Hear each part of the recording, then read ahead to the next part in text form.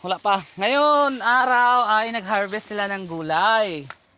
Ito si Nugnog daw. Ito yung sitaw, opo, may talong. Saka ito.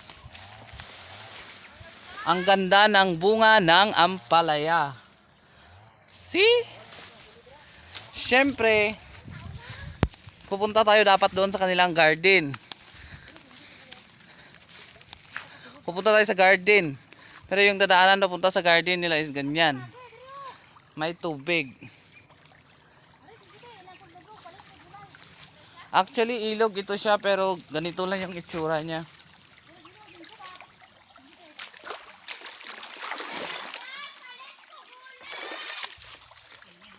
Kailangan ko nang pumunta doon sa itaas. Yung garden dito is may mga patibong dahil ngayong iba hindi marunong magtanim, marunong umani. Alam mo na yun. Ganun. Magbili kami ng gulay. Yan yung ano, pinakamaganda. Charot. Balat ng lupa. Ang gwapa sa sayan. Maligya gulay. Maligya gulay. Maligya sa gulay. Grabe. Amo na tsura ng garden. Ayan yung ano, mga Gulayan namin. Ayan. gulayan na ano. Gulayan namin. Bibili ng ano ng tawag nito, gulay.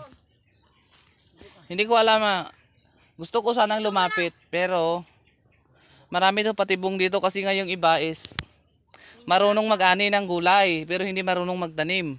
Ang ganda rin ng lupa dito kasi ano, makita niyo ang itim. Ito ay sinyalis na maganda yung quality ng lupa. O agriculture yan. Saka marami pa yung mga ano, pwede na sanang anihin din to pero alanganin pa kasi lalaki pa yan.